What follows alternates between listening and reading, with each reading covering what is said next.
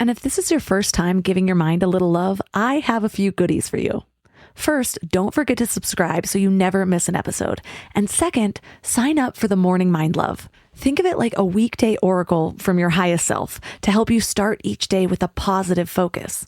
Plus, you'll get 2 gifts absolutely free: a 30-minute binaural meditation and 30 days of journaling prompts to help you remember who you truly are. So join over 9,000 people and go to mindlove.com to sign up. Welcome to Mind Love, episode 320.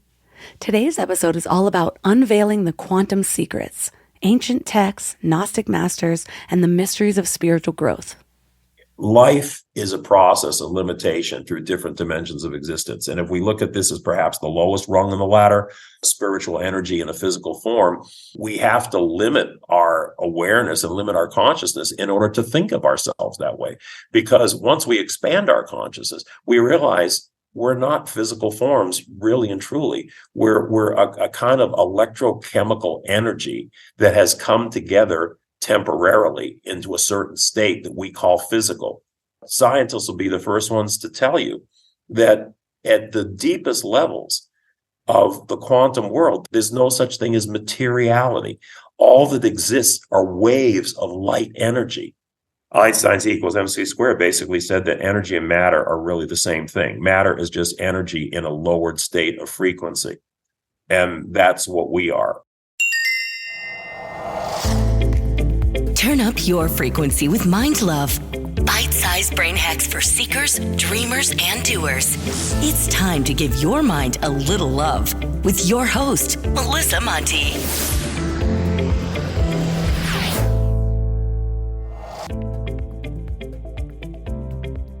If this is your first time giving your mind a little love, don't forget to hit the subscribe button.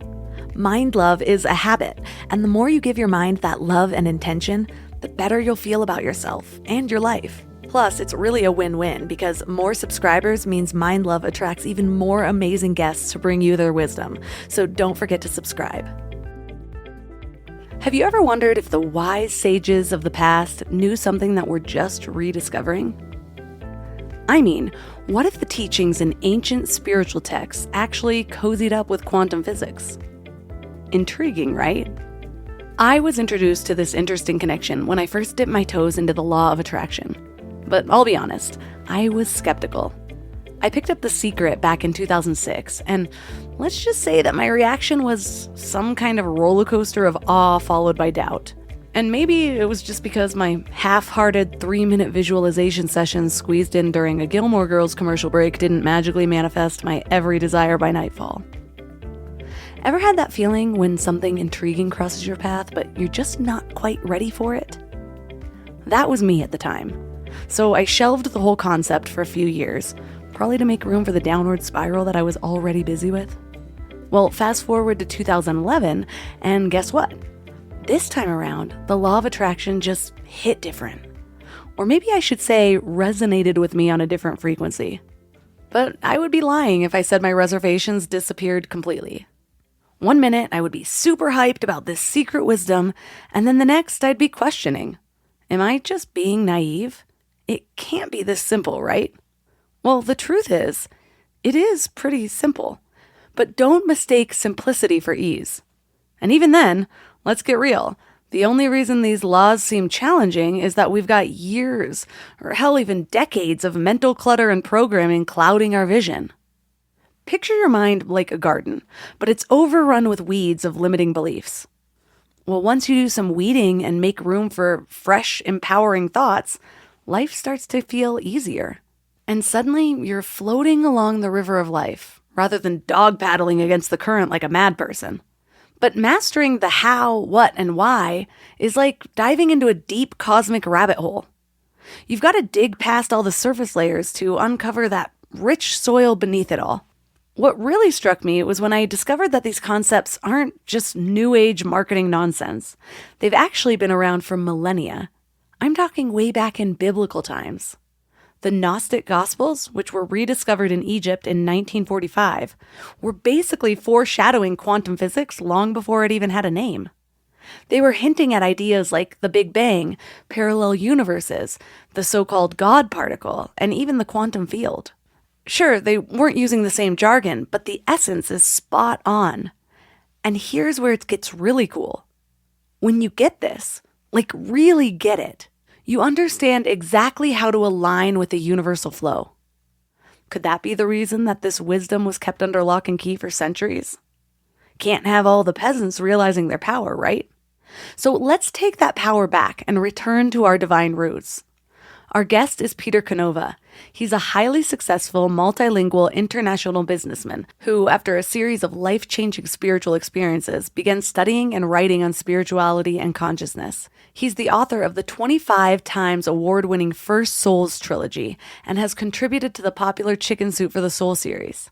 So 3 key things we will learn are the hidden teachings of Jesus that were deemed too advanced for the masses, and how they can transform your understanding of religion and spirituality. How the ancient Gnostic masters were silenced by the church, and how their suppressed teachings hold the key to unlocking your true spiritual potential. And the mind-boggling concept that we are not just physical beings, but spiritual energy residing in multiple dimensions. This episode is sponsored by BetterHelp. Can we talk about how overwhelming wellness advice has become? Cold plunges, gratitude journals, screen detoxes, morning routines. It just feels like there's advice for everything these days. But how do you know what actually works for you? I've been down that rabbit hole, trying every new trend, buying every new course, following every guru, and it is exhausting. And honestly, a lot of it just added more noise to my life. With all the information overload about mental health and wellness, it can be a real struggle to know what's true and what actions to take. That's where talking to actual professionals comes in. Therapy helps you cut through all that noise and figure out what you actually need, not what some influencer is selling, but what works for your specific situation. It can teach you how to set boundaries, trust your own judgment, and be the best version of yourself. BetterHelp is the world's largest online therapy platform with over 30,000 therapists. They have a rating of 4.9 from 1.7 million reviews, and you can join a session at the click of a button and switch therapists anytime if it's not the right fit. Instead of drowning in generic advice, you get personalized recommendations from someone who actually knows what they're talking about. As the largest online therapy provider in the world, BetterHelp can provide access to mental health professionals with a diverse variety of expertise. Talk it out with BetterHelp. Our listeners get 10% off their first month at betterhelp.com/mindlove. That's BetterHelp, HELP.com/mindlove. Can we talk about back to school chaos for a second? The kids are getting back into routines, everyone's schedules are crazy, and suddenly you're supposed to have dinner on the table every night like some kind of magician. But want to know what I figured out? Shopping, planning, and cooking food really can be simple and stress-free, which is why I love Hungry Root. Hungry Root takes the stress out of mealtime by filling your cart with personalized picks and planning your week of meals, getting smarter with every order. With over 15,000 recipes to choose from each week, many ready in just 15 minutes or less, it's a huge lifesaver on those busy weeknights. I personally love their Smart Cart technology. It learns what I actually like and then recommends groceries, recipes, and supplements tailored to my tastes and needs. Plus, I love the kids' snack section where I get these really easy snacks to just keep in the car or throw in our to-go bags or lunch boxes for those of you who need them. They screen out over 200 additives, including high fructose corn syrup and artificial sweeteners. They only source high-quality meat and seafood with no hormones or antibiotics, and they carry trusted brands like Oatly and Vital Farms. The time that I have gotten back has been incredible. Take advantage of this exclusive offer. For a limited time, get 40% off your first box, plus get a free item in every box for life. Go to hungryroot.com/mindlove and use code MINDLOVE. That's hungryroot.com/mindlove, code MINDLOVE to get 40% off your first box and a free item of your choice for life. hungryroot.com/mindlove, code MINDLOVE.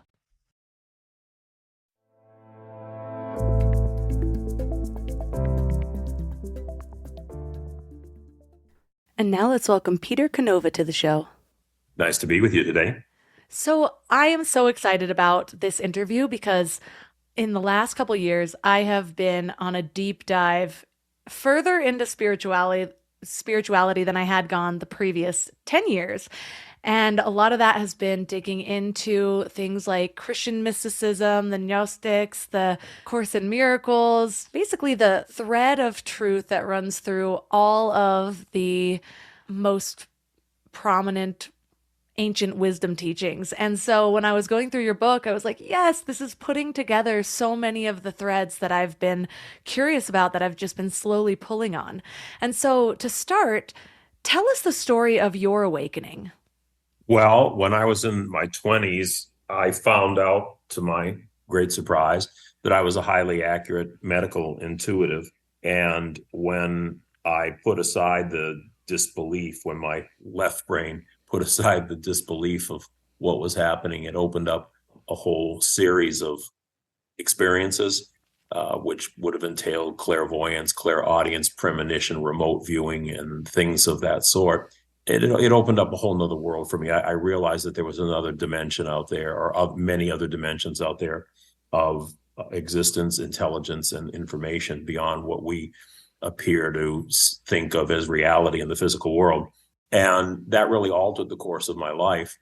I still am an international businessman, but at a point, I kind of pulled back and gave a little bit more of the reins of our company to my brother. And I started writing books, and I started off with a trilogy called the First Souls Trilogy, about the first spirit consciousness to incarnate into material experience. And it traces their lives over different epochs of history. Did very well, won 25 national and international book awards. And more recently, I decided to take all the 35 and 40 years of research that I did into this and incorporate it into a nonfiction book, which is Quantum Spirituality. And I might backtrack a little bit and mention that one of the things that I did was when I started experiencing all these things, I started reading, like yourself, books on spirituality of different types, ranging from Hindu all the way to Judeo-Christian mysticism. And that led me into quantum physics. And the nexus there is that they both ancient wisdom and quantum physics, essentially deal with the nature of light, matter, and energy. And when you add all those three things up, the equation points to something called consciousness. And that's how I really got into this whole line of inquiry, in this whole line of research and exploration. When you were, first of all, I kind of want to backtrack and ask, you said you discovered you were a medical intuitive. Yes. How did that come about? Well, I saw an advertisement in a paper in Boston, where I'm from, about a course in training people to enhance ESP. It was called ESP back in those days, extrasensory perception. It's not a term they use much anymore.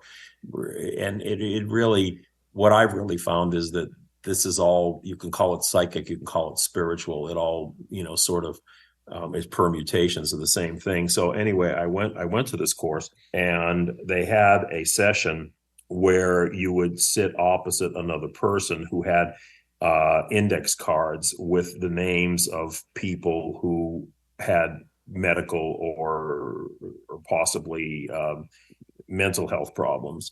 And a lot of people had gone through this course, and everybody was asked to bring in these index cards. So they had a big file of them, hundreds, thousands of index cards on file. And they would just randomly pick these cards out.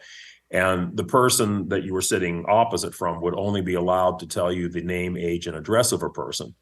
And I remember the very first case I did was an elderly gentleman in Miami. And they just said to me, what can you tell us about him? And I said, I see his heart tilted at a funny angle, which indicates to me that he had pinched off his aorta, and it looks like he has a blockage in his aorta. And they said, that's correct. What else can you tell us? They can never say, no, that's wrong, because that discourages people. They can only say, I don't have that information. Or if you hit on it correctly, they can tell you that. So they said, yes, that's correct. I also said, but I see something metallic on the bottom quadrant of his heart. And it feels to me like he had a pacemaker installed. And they said, yes, that's correct. What year was the pacemaker installed? And I saw the hands of a clock spinning like wildly. And all of a sudden they just stopped dead at 10 o'clock, which meant in my mind 10 years earlier. So that was, well, I'm going to date myself here. I think that was back in 1975. So I said, yeah, he had the pacemaker installed in 1965. And they said, that's correct. And then I went on to diagnose many, many cases after that. I had a girlfriend at the time who worked at the VA hospital, and she used to bring me cases from the hospital to go and tell her, the physicians over there about, my findings and everything. That's kind of how that was the genesis of it. That's pretty amazing. I feel like I have been working on my intuition for so many years. And the medical part, I don't quite get that, but the emotional part I can get pretty in tune with. And so I guess we just have to find our niche in intuition, if you can call it that, kind of mixing the intuition and business worlds. Yeah, I mean, I think intuition, and I think this information manifests through different people in different ways. And, we're filters for all this. And as filters, we probably have natural inclinations as to what we want to accomplish or how we want to help or whatever. So it manifests in different ways. I mean, I do think everybody can be trained to a certain extent if they want to focus on some particular area. But I do think there's probably natural tendencies of expression for these forces. Yeah, that makes sense. I have interviewed a good amount of intuitives, and they say something similar where like they have one of the clairs much more than the others, if any at all. But I'm curious because in the beginning of your book, you talk about how a lot of people are living in perspectives that are spiritually limiting. What do you mean by that? Spiritual progress or spiritual growth is just like anything else in life. If we don't pay attention to that part of our being, it doesn't really grow or progress or manifest. It's just like learning to ride a bike. If you have no consciousness of wanting to ride a bike, then you'll never learn to ride a bike. And you'll be missing out certainly on some dimension of living. Well, it's the same thing with our spiritual growth. Most of us get so wrapped up in day-to-day work, family, crises, and so forth and so on. And we might occasionally, go to a church or something like that. But, going to church, honestly, I don't think it does it for a lot of people, really in a deep level, because essentially when you're going to church, you're just sort of taking things on faith secondhand from somebody else, from somebody else's experience, or what the priest or the pastor or rabbi is telling you.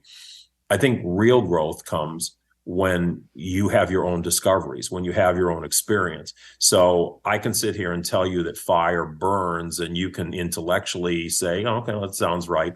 But you don't really know that's the case until you stick your hand in the fire. Once you do that, you own that perception, you own that experience. You know it intrinsically to be your own truth, not somebody else's say-so.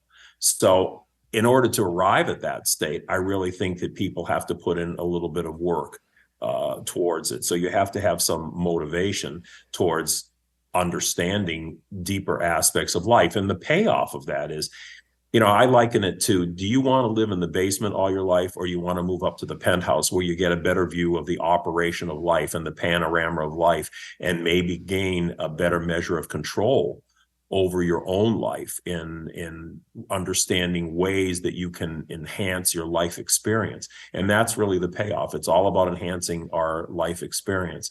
And if we go into ever deeper layers of it, it really can enhance, I believe, our afterlife experience also. So I think that, like I say, I think that the predicate here is that you really have to put some time and thinking and effort into seeking and wanting to find out some of the answers to these questions.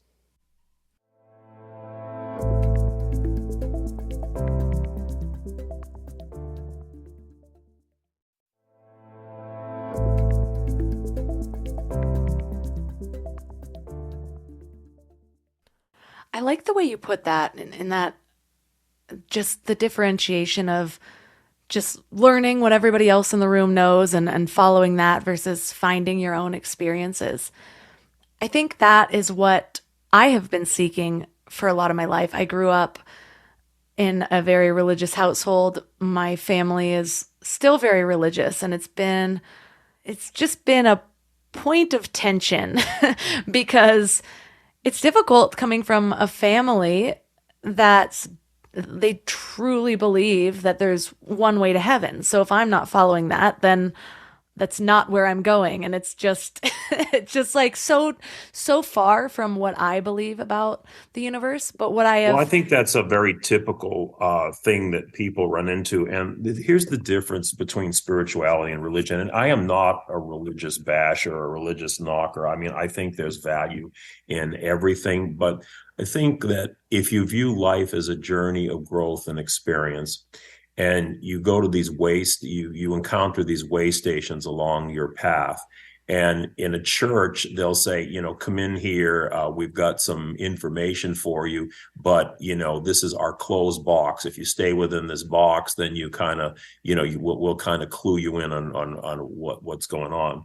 It's a closed end. Religion is a closed end experience. If you want to become part of the religious community, you have to buy into the dogma and, sort of stay within that box. Spirituality, on the other hand, is open-ended. It's an open-ended experience. It's like it has two doors to it. You walk in one door and you get the information, and you walk out the other door with just a little bit higher information than what you walked in with, and you go on to the next way station in life. If you go with that sort of attitude of spirituality versus religion, of open-ended discovery versus closed-ended, this is the way it is, then I think it enriches your life a lot more. Even though I will say, I do think that if you look at religious history, and I look at, Catholic background, there's a tremendous amount of spiritual knowledge within Catholicism. I mean, the scholarship is incredible if you really understand it. But that's not what most people get. Most people get the rules, the regulations, the dogmas, and everything else. And so much of the really helpful spiritual part of it is buried over, because prophets speak the heart of God. Their followers start religions, you see. And what that really means is that if you don't have that experience yourself, again, you're in a position where you're taking something secondhand from somebody else. And those other people, more often than not, have their own filters, their own agendas, and you're not getting clear information. You're getting distorted, filtered information from somebody else. I don't want to be in that position. I don't like to see other people in that position, which is why when I speak do public speaking, I often tell my audience at the beginning, don't believe a damn thing I'm going to tell you. And they sit there scratching their heads saying, well, what do we pay to come to this for? But what I mean by that is that I certainly want them to listen to what I have to say and consider what I have to say. But I want them to become their own prophets. I want them to take the knowledge that I'm trying to give them and use that as a roadmap or a yardstick on their journey. But don't take it from me that I'm the be all and end all of everything. There's other things out there really to discover. I started diving into the works of Bart D. Ehrman. I read over a handful of books from him, Marcus Borg, Timothy Freck, and Peter Gandy, Jesus and the Lost Goddess. Yeah, that's a great book. Yeah, and what I found so healing for me, because I'll be honest, because of my deep, deep conditioning, literally growing up in the church and going like 4 or 5 days a week, spending all day there until I was about 15 when I started to really voice my questions and feel separate from that. You must have been a Catholic. No, I was a non-denominational Christian, but we really? were there Okay, a lot. yeah, I was in choir and leadership and youth groups and all the things. And to be fair, it was non-denominational. It was kind of fun, like being a part of it all. But I always felt like an outsider because I never fully believed wholeheartedly what other people believed. There was just too many questions, too many different portrayals of God from the Old Testament to the New Testament. Long story short, when I started to voice those questions and have a say in whether I wanted to go or not, I decided not to go. But because of that deep conditioning, no matter how much I would dive into a broader view of spirituality, there was always this question of what if? And it might have come from the defending your faith seminars we had to go to yearly, where the same talking points I hear from my family are the ones I learned when I was like 11 years old. And I'm like, that I learned this with you. Like, you haven't developed anything else beyond this in all these years. But one of those was, if you die, you have everything to lose. If I die and or if you die and you're wrong, you have everything to lose. If I die and I'm wrong, I have nothing to lose. And I'm like, I'm not basing my life off of something, based on fear, basically. But it haunted me for many years. Like, well, what if? Like, what if God is sort of evil and sort of good, and this is just how it works? And I think I had grown beyond that, and I kind of put it to the side. But it was when I started to read these books and learn about what Jesus was really teaching, what the inner circle of the traditions understood versus just the literal explanation of all of these stories. When you actually looked at them as symbolic, then they have deep meanings that align perfectly with everything else that I've really felt in my heart to be true about spirituality and the nature of consciousness. Well, we were never really taught what Jesus was really teaching, because if just to give a little history of Christianity here. First of all, Christianity was never called Christianity. It was called the Way. The early Christians, if you had ever used the term Christian or Christianity, would have no idea what you were talking about. They followed the Way. Now, that sounds a hell of a lot more like a spiritual path than like yoga or something like that, than it sounds like a religion. So the early mystical Christianity was a series of spiritual teachings. The adept or the person could become more enlightened about the way, about fundamental reality and the way the world operates. There was no dogma, there was no hierarchy, there was none of that.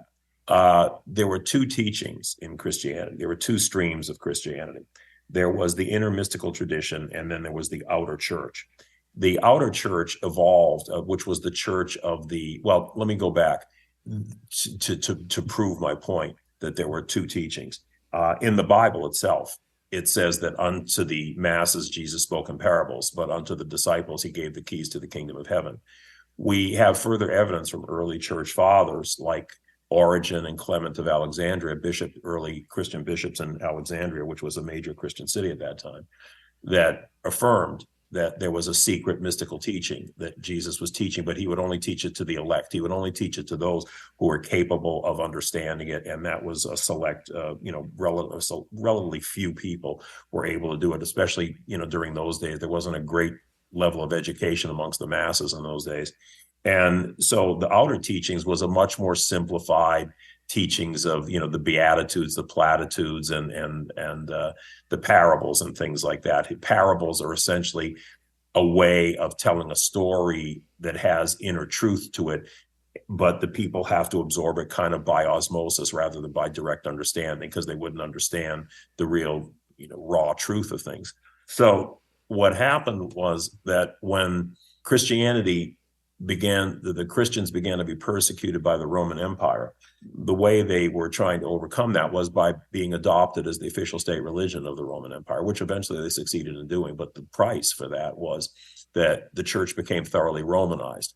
The mystical church was destroyed because essentially it said, hey, listen, we don't need priests. We don't need a hierarchy here. We don't need the church being an intercessor between us and God, because we are direct projections of the deity itself. And we have our own lines of communication within us that we have to awaken. We don't need all these dogmas and hierarchies and the church acting on our behalf. But that went counter to the Roman Empire. When the church became Romanized, the Senate became the College of Cardinals, the Pope, the Emperor became the Pope, and it adopted all the strictures of the Roman empires, that highly organized, regimented sort of character. And that was essentially what we inherited today as the modern day Christian churches.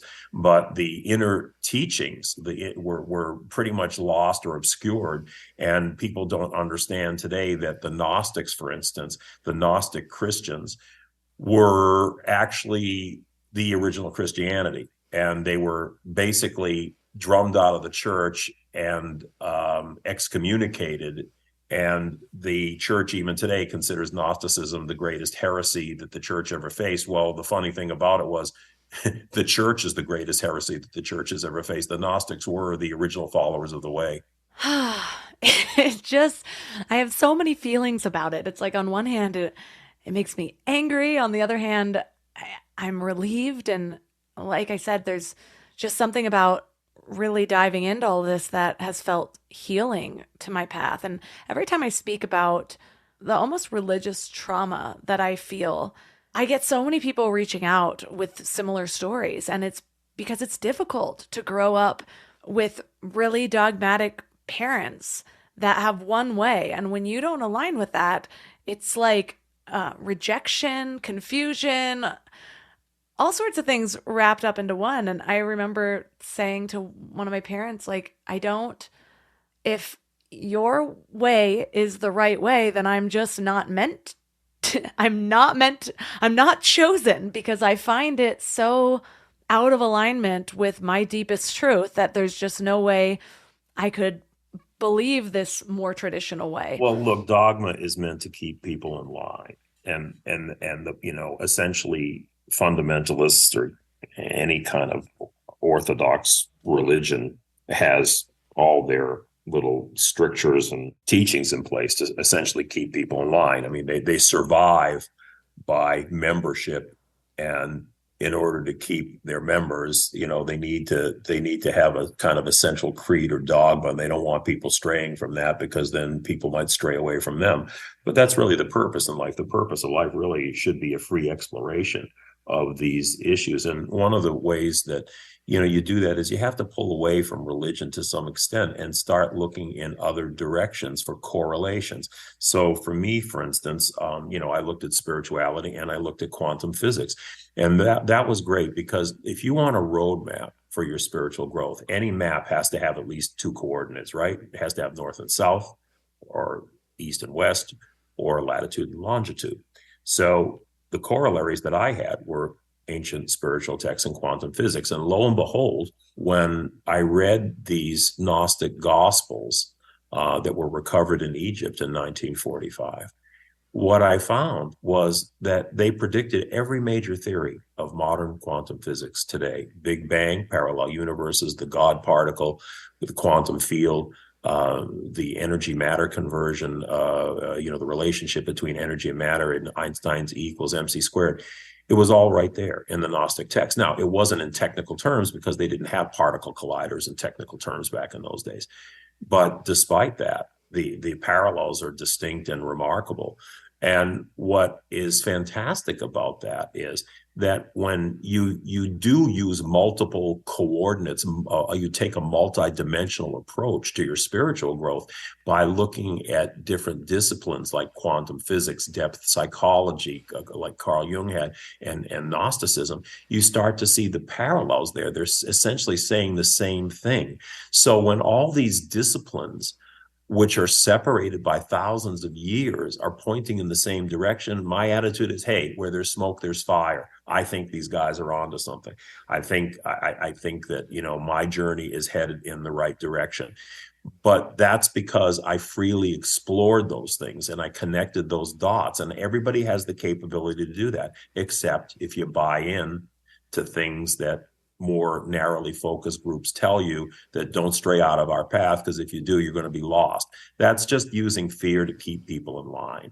And it's a very, very unfortunate thing that, Western religions have essentially been very, very, fear-based religions. And one of the reasons for that is that right from the beginning, we were told that, essentially we're these separate creations from God. We're like these little wind-up dolls that were created out of the dust of the earth and thrown into this lunatic asylum down here, and we don't even know what the hell we're doing. Oh, by the way, we pissed God off at the beginning, and now we're forever trying to get back into his good graces.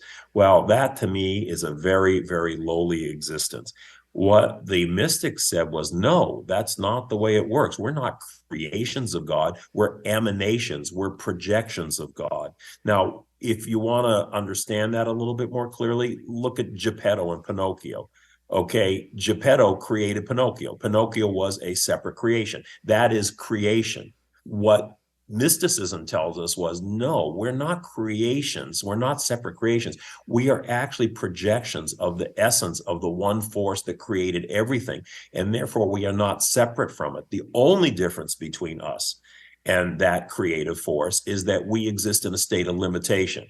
the creative force has all the answers. We only have some of them, and there's a reason why that limitation exists, because it has to do with us feeling like we're individuals. If we knew everything, if we had the same degree of frequency and vibration that the creative force had, then we wouldn't be individuals. We'd just be absorbed into the creative force. But in order to have a perception of ourselves as individuals, that force had to limit itself. It had to dumb itself down, in effect, a little bit, in order to fool itself into thinking that it was separate creations, when it's all really one. And incidentally, almost every major religion tells us that, from Hinduism to mystical Judaism to Kabbalah, and to mystical Christianity and to mystical Islam. It will tell you really the same thing. It's the appearance of the one appearing as many, and that's really what I've learned, that it's really all about. And it's pretty exciting and liberating once you begin to understand and once you begin to grasp that, because the meaning of life and the potential of life and the role of us as human beings becomes much more clear.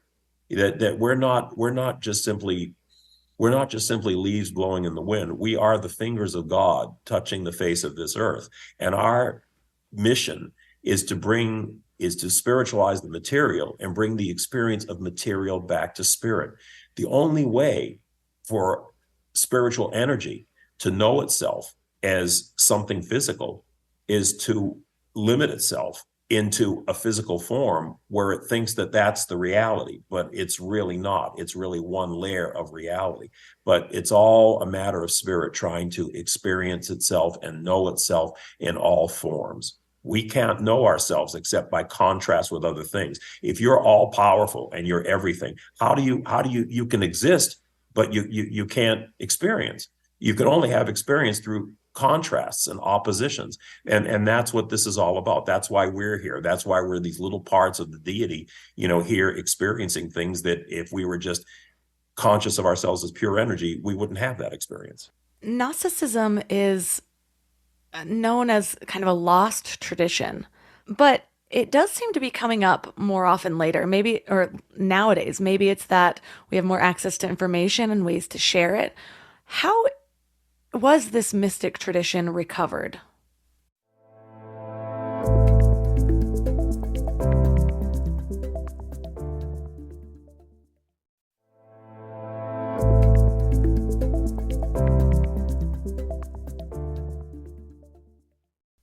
Gnosticism is known as kind of a lost tradition, but it does seem to be coming up more often later, maybe, or nowadays. Maybe it's that we have more access to information and ways to share it. How was this mystic tradition recovered? In pieces, in bits and pieces. The church destroyed the Gnostics and their writings, but they couldn't destroy them completely. The truth can never be completely destroyed. Gnosticism went underground, and it popped up in different forms. The troubadours in the Middle Ages, the tarot cards, the Freemasons, the Cathar Church of France in the 12th and 13th centuries. These were all expressions of lingering Gnosticism. Specifically, Gnostic texts were gradually recovered, and the biggest cache was in 1945 in Nag Hammadi, Egypt, when some Egyptian brothers were poking around cliff sides looking for manure. They stumbled onto these caves, and there were these earthenware jars in there. At first, they didn't break them open because they thought that evil genies were going to spill out, but their greed overcame their superstition because they thought, well, maybe there's gold in there. Well, there was gold in there, but not of the form that they were thinking of. There were all these papyrus scrolls, which were the ancient writings of the Gnostic masters, that all of a sudden we had a window onto the original teachings of the Gnostic masters that were suppressed over the years. And it's very interesting to me that this all happened in 1945, the year the atomic bomb was dropped, because to me, if you look at the movie Oppenheimer, it's fascinating. Oppenheimer has introduced the birth of the quantum age to the public now, just recently. But it's the dark side of the quantum age. It ended up in the production of a weapon of mass destruction. Gnosticism was also the introduction to the quantum age, 3,000 years old, but it was the light side. It was the side that could produce liberation and knowledge and understanding of the world to make the world better. And I think it's no coincidences that the two things happened in the same era. But prior to 1945, the only real knowledge we had of the Gnostics to any extent was through the writings of their enemies, the church fathers writing about them. Now that we made this discovery of the Gnostic text, we have them resurrected from a 2,000 and 3,000 year old grave to speak for themselves again. Well, one of the things that we lost was the feminine path of the Gnostics. And I talked about the book I had read, Jesus and the Goddess. Tell us about the Gnostic myth of Sophia. That's a very, very deep and complicated question, and I probably could take up the remaining time that we have here. I mean, I could describe it to you, but if you really want to understand the meaning of it, that we'd have to go into some depth. So perhaps I'll answer that in a little bit of a different way, rather than I'll talk about the sacred feminine in general, what it means, as opposed to the Gnostic Sophia. Basically, the Gnostics, just like so many other ancient spiritual traditions like the Hindu, they said that the force, the consciousness that created everything was one. It was a unity, but it expressed itself as a polarity in male and female, or yin and yang. You can think of them as polar opposites, like positive and negative electrodes. And the reason for that was it was the friction, the heat, and the light that went on between those polarities that produced, the elements necessary to project out creation. So there were qualities always associated with that, and we still associate those qualities in the modern era when we talk about right and left brain. The left brain is more analytical, logical, linear thinking. The right brain is more intuitive. It's more feeling. It's more abstract thinking. And the ancients recognized this, and they always talked about the male and the female qualities. Now, the female quality, which I believe is really a little bit more like the gateway to spiritual growth, is feeling and intuition, because by and large, you really have to intuit your way to these things. You certainly can use logic and rational thinking and everything to sort of guide you along the path. But what you're really trying to do is have that intuitive feeling of something greater than you, of you being part of something else.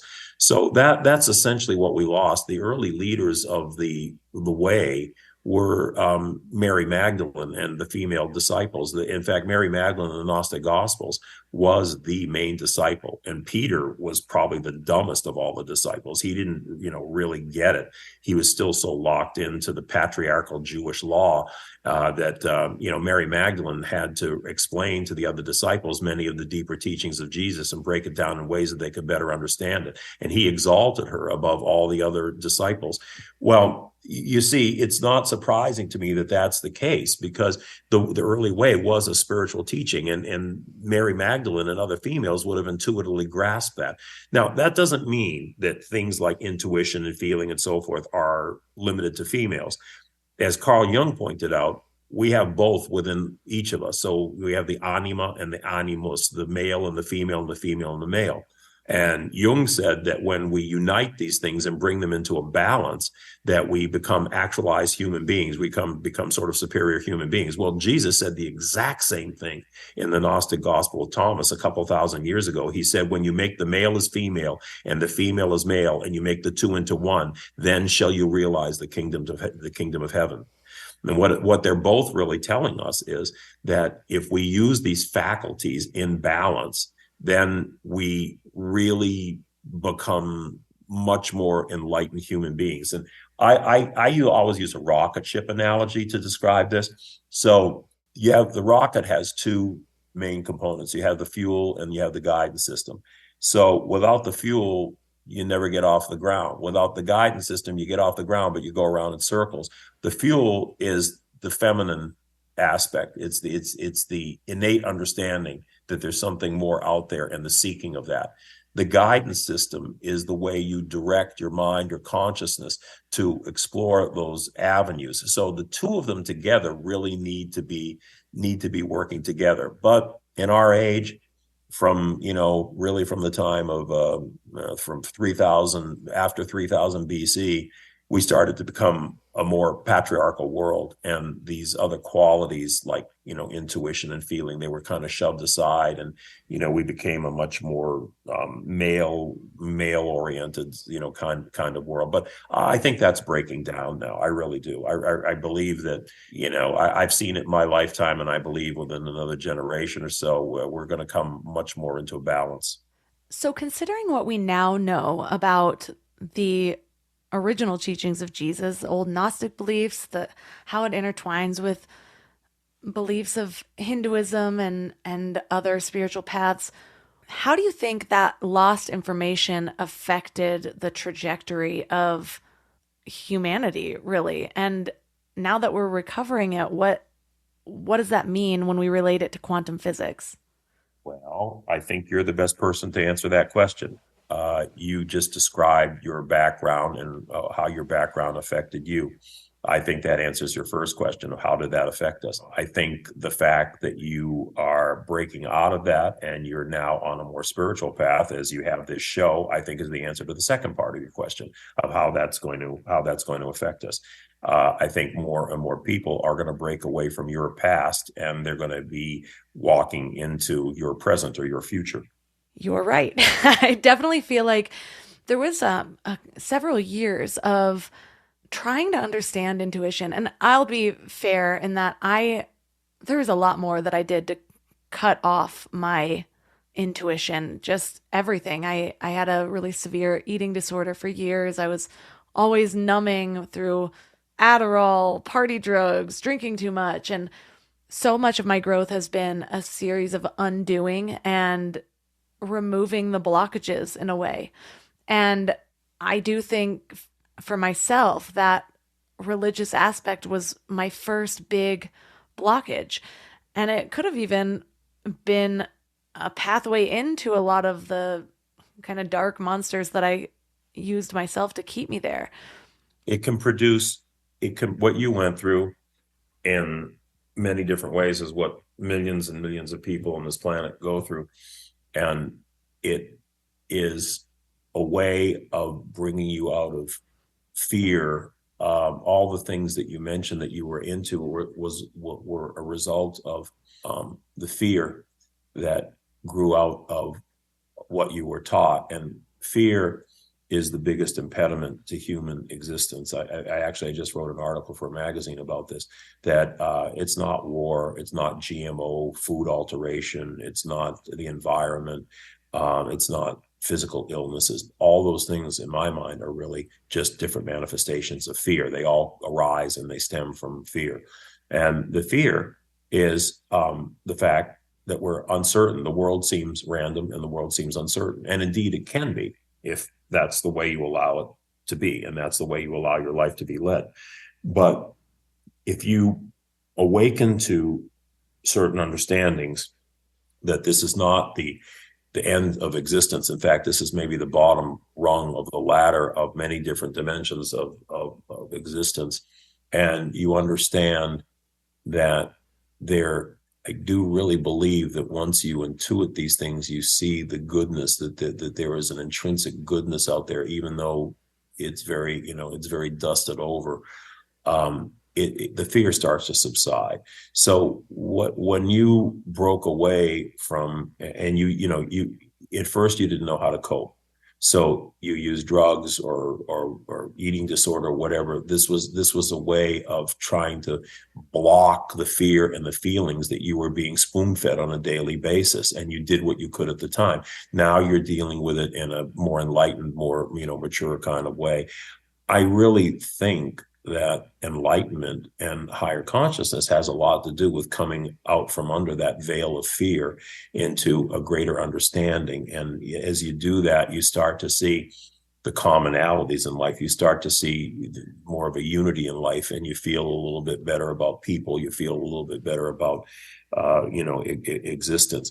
But, I mean, all of us, I was like brought up with the same way. I mean, I remember, I remember being in church as an altar boy and crossing in front of the altar without crossing myself. And one of the other altar boys told me I was going to go to hell because I went in front of the altar without crossing myself. I mean, that kind of stuff. Think of the narrow-mindedness there. Think of being boxed in, with fear. I mean, that's just a small expression, but you can expand that incident to a lot more people on a much larger scale. And, that's what we're that's really kind of the world we hope to come out of. And that makes perfect sense because when you're in fear, you're in that survival part of your brain. And even just on the behavioral science side, we know that we can only make certain types of decisions when we're in that survival mode. And so getting to the point of exploring higher consciousness doesn't even cross your mind because you're just like, okay, I don't want to burn for all eternity. So, but one of the things that you teach about is mind levels. Can you explain that to us? Certainly are different levels of mind. You have your conscious mind, you have your subconscious, and you have your unconscious mind. And I think the reason why we probably have those different layers of mind is because, the world is designed to keep us in a certain kind of illusion and have us believe that, we are these physical objects moving through three-dimensional space. I think that a lot of the information that we get at a spiritual psychic level comes through the unconscious mind. It's really just sort of, I guess one of the better ways I can describe it is there's a guy named Donald Hoffman, and he said something that I thought was pretty clever. He said, there are so many other dimensions to existence. He said, but when you think about it, he said, we're down here at a level where we have to survive. So we got to simplify things. He gives the example of a computer, and he says, look at an icon on your desktop computer. He said, now the icon really is just a symbol of a whole bunch of other processes that are going on behind it. There's all kinds of binary operations that are going there. And, you open up, you click on that icon and you go through different layers of what's in those files and everything else. He says, but ultimately, he said, there's all kinds of mathematical computations going on. He said, in order to survive in a world like this, we can't sit there when a saber-toothed tiger is chasing us and do all these computations. He said that it has to be simplified. So essentially, all we see is the icon on the desktop. We don't really dig deeper and perceive everything else that symbol represents. So, the levels of the mind really are different ways of, in different levels of dealing with reality. Our conscious mind, recalls things right away. It's our waking consciousness. Our subconscious mind is set up for, it's like having a desk drawer for pretty quick recall. You can, go in there and retrieve something that you want to retrieve. The unconscious mind itself is very interesting because that's where we probably receive a lot of information, but the information could be both dark and light.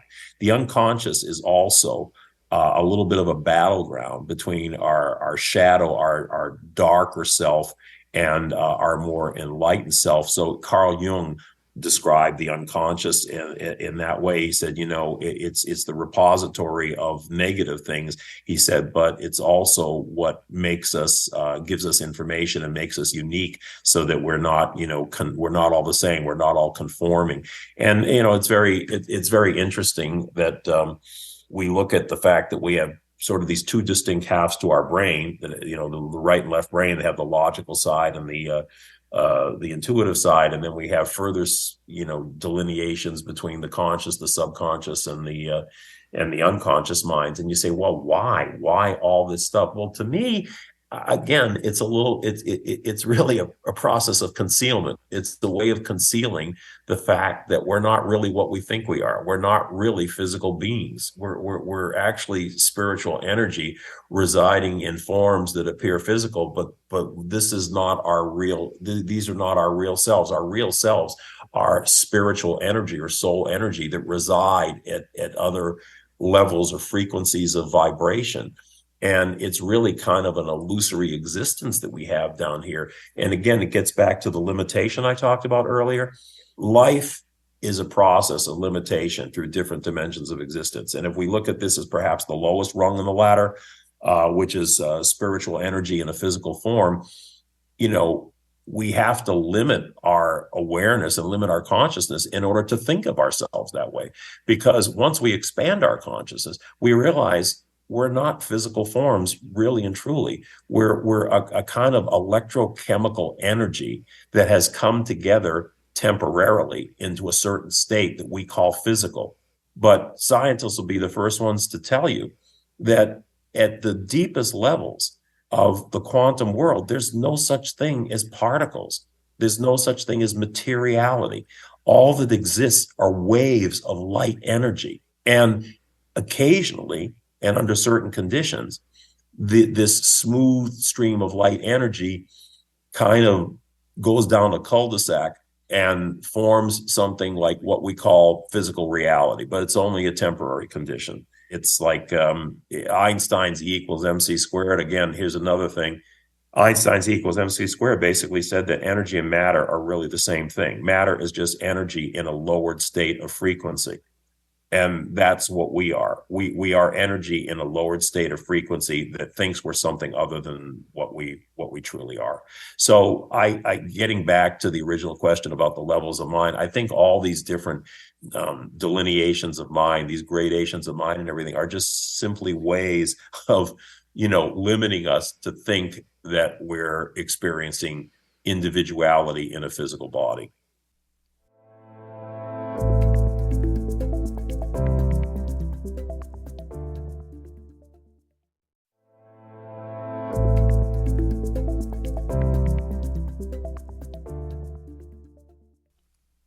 So nowadays, this idea of manifesting has become a whole trend. And I look at it like we were talking about earlier, where there's like the inner circle secret teachings, and then there's what the masses can handle. And so I'm curious, when you see manifestation coming up on Instagram feeds and all of that, do you see anything that's missing the true deeper teaching has around the idea of creating reality? Well, look, there's a lot of new age baloney going on about manifestation, about manifesting. And like a lot of stuff that's new age, I look at it tongue in cheek. However, there is some truth to the whole issue of manifestation if you understand it, if you understand the way it works. So with the understanding that we are not creations of the one consciousness that formed everything in existence, we are projections. We are smaller points of consciousness projected up from the main point of consciousness. Now, why that happens is a whole nother story we would have to get into, but I'm trying to give the Reader's Digest version here. If you understand that perspective, that we as human beings contain our individual points of consciousness from this one master consciousness, then we are kind of like an electrical power grid. Now, in a power grid, you have the main source of raw energy, but that has to be stepped down in order to be used for a purpose. So, they use transducers. It steps the energy down. Then you have the relay stations that relay the energy out, to different points. So we're kind of like those relay stations in the chain, which means that, yes, we do have, and we have shaped this world in many ways, a lot of it unconsciously, a lot of it ways that we're not conscious of here. Higher aspects of ourselves have probably shaped this world at higher dimensions. But, even in this life with its consciousness, it is possible to contribute to the manifestation of certain things. The degree to which you do that, I really believe, is the degree to which you have retained or regained a higher level of consciousness. The higher level of consciousness, the more manifestation becomes obvious to you. And once you reach a certain level, you find synchronicities and other things happening. I mean, look, like, how can I give you an example? To me, it happens all the time. I'll be thinking of somebody I haven't seen or heard from in ages.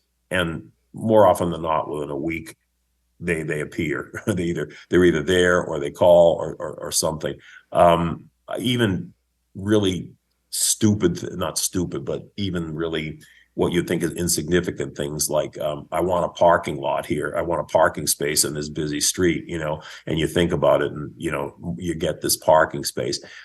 The more that you are attuned to giving yourself this higher vibration and connecting with that source, the more these manifestations really begin to happen. I mean, I really feel in my life, I've run into some situations that looked impossible, but I was always able to work my way out of them. And I really believe you can call it the grace of God. I do believe that was a manifestation of, my desire to shift things in a different direction. And I think because of the fact that, I had been on a certain path that allowed me to liberate, some frequencies in my own consciousness, I was able to do that. So to answer your question, yes, I do believe that manifestation is a reality. However, I also believe that it's attenuated by your own vibration and level of consciousness. So in some people, it may be barely operable, and other people, much more visible. I am at the point in my life where maybe it's just the awareness, maybe it's always been happening, but just as you said, I'll have a question and it feels like it's immediately answered, or I'll have a wish and it's immediately granted in some way or another, even if it's just a clear no. But Yeah. And it's from dumb things to really profound things. Example, my husband and I randomly were talking about how we wanted a cornhole set. And like 2 hours later, our neighbor tells us that he's changed his entire woodworking business to only cornhole. So from things that are that just basic to another example, I mentioned how just the religious debate that is always in my life. It's really one of my deepest points of sadness. And I think it's because it creates what feels like a separateness between me and people I love. And it was just recently, this week, a religious debate came up. And I got off the phone and I was near in tears and I just had a rant. And it was judgmental. It was like, I don't understand how people can believe something this basic, that kind of rant. and it was just really to get my emotions out. And then I went on a walk right afterwards just to kind of let it out. And I was listening to Ram Dass and he immediately just starts talking about how anyone who is judging someone else's path is in a state of deep disillusionment. And it was exactly what I needed to hear, because it's just a reminder that even if a certain path doesn't work for me in particular, doesn't mean that there's nobody that it works for. And just because there are a lot of what I see as problems in religion for some people and some personality types, and that's exactly what they need for their next level or whatever it is. And so it was just a really good reminder for myself when I come out being like, well, I've studied this more and I know more than these people and they're just stuck at the basic levels. It's just like, that's just ego talking. And sometimes I need to be knocked right back down. But I'm curious, I've spent a lot of years on this path. I've got a lot of years left to go. Somebody recently actually told me path might not be the right word because it implies a very linear projection of it. But I'm curious, for people that are wanting to go deeper, that are wanting to understand a deeper level of spirituality, how can we condition ourselves for that higher consciousness? Well, that's a difficult question in a way, because first of all, it involves motivation. I mean, you have to be motivated to do it. Now, different people get motivated in different ways. Look, for me, I wasn't particularly spiritual. I mean, I had a lot of questions about life, though I wasn't particularly spiritual. But, these things came to me spontaneously. That happens with some people, maybe a minority. I don't really know. Other people, maybe, they have to hit the bottom of the barrel. And they're desperate from a divorce, a bankruptcy, drugs, whatever the case may be, and they start in a path to say there's got to be something better than this. I'm suffering too much. Life is just too painful. Oftentimes unfortunately, life has to get painful for people before they start to seek. But so, there has to be a motivation, and motivation, comes to different people in different ways. Sometimes it can be visceral and emotional. Sometimes it can maybe even be an intellectual curiosity path. Everybody's path is different. Once you start on that path, and incidentally, for me, path is still a good word, because paths can be windy just as well as they can be linear. And more often than not, that's what they are. They're windy, but they still go somewhere. Once you start in that path, certainly meditation is very helpful.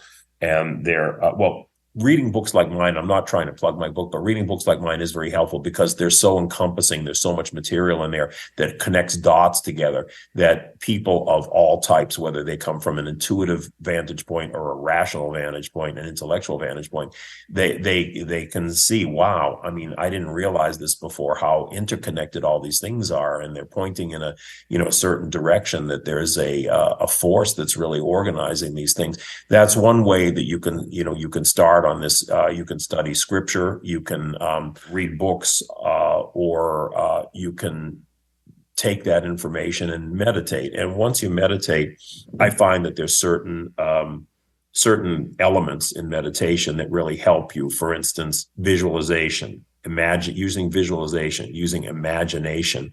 You can imagine something being a certain way, a way that you want it to be, and you visualize that. And that's the beginning of a process of manifesting something in your life. You're fixing an intention and you're putting energy into that intention in order to make it more part of your life. And all that can happen through meditation. In the book, I give about a dozen different principles that will help people, guide them in meditation to make their meditation more meaningful. So everybody's path is really different, but there are certain aids that you can employ in your quest for higher knowledge that are out there and available to everybody. Well, I love to leave listeners with something specific and actionable to either focus on or practice to do to really ground some of what we've been talking about into their reality. If you were to leave them with one thing to focus on or to do this week, what would that be? Would say that if you want to start off doing something, take 10 minutes, go into a quiet room, and visualize two mirrors.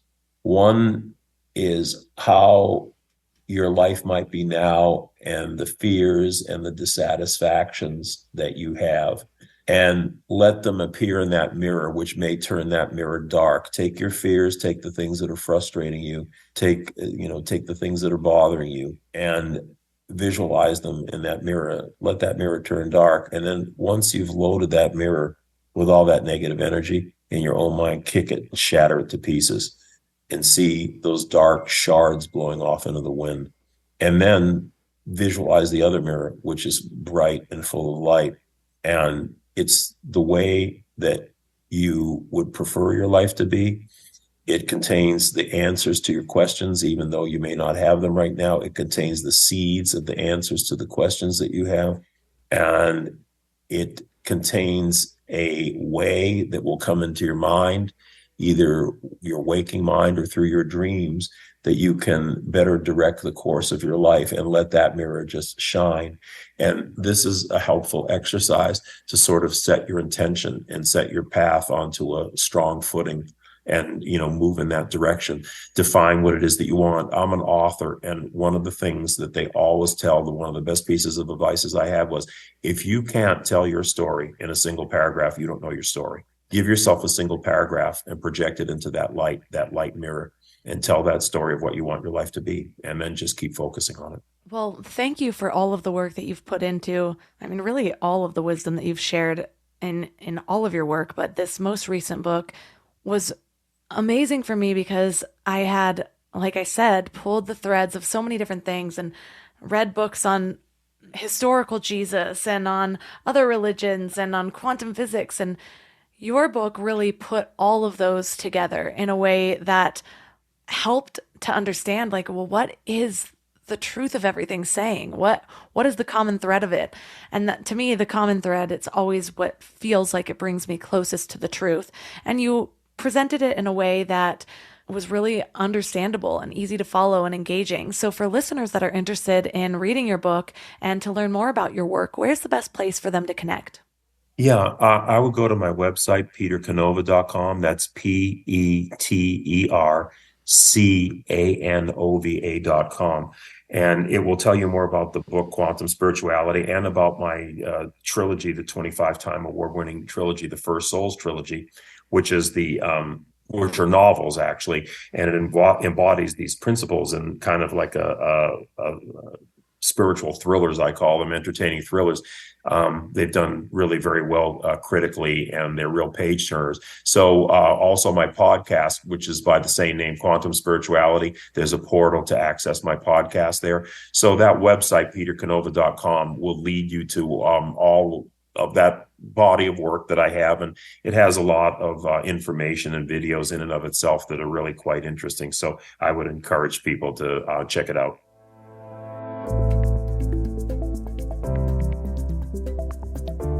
All the links for this episode will be at mindlove.com/320. Your challenge for this week is that mirror meditation that Peter Canova walked us through. You can rewind a little bit and have him walk you through it again, or you can just visualize this concept. Go into a room for 10 minutes. Picture 2 mirrors. In one mirror, just dwell on it for a while. Allow it to fill up with all of your limiting beliefs, your negative self-talk, your fears, your doubts, your worries. Sit with those for a while. Watch how they darken the mirror. And when you're ready, shatter it. Then turn to the next mirror and allow it to fill up with all of your dreams and possibilities. And there's 2 ways to work with this mirror. You can use this time focusing on this mirror, seeing the reflection fill up, building your dream life one intention at a time. Or you can trust that that mirror has all of the answers. And you can do this as a combination of both as well. But when you're trusting the mirror, that means you throw out a question and expect that the mirror has the answer. And even if you don't see it appear right away, when you are making your next decision in your life, shine that mirror up in your mind. Ask it for guidance. See what comes up. Trust that you will know the next step even if you don't see the big picture. And let me know how it goes. Reach out to me on Instagram at mindlovemelissa. If you loved this episode, please share it or take a screenshot, tag mindlovemelissa and mindlovepodcast. We also have an amazing membership at mindlove.com/membership, where you'll get meditations, worksheets, masterclasses to bring more intention to specific areas of your life. So if you've really been wanting a full life transformation, go to mindlove.com/membership and everything you need is there. You can also find any of my amazing sponsors at mindlove.com/sponsors. And that's all for today. So thanks for giving your mind a little love today, and I'll see you next week. Thanks for tuning into Your Higher Frequency with Mind Love. Head to mindlove.com for a free gift to keep your vibes up until next week.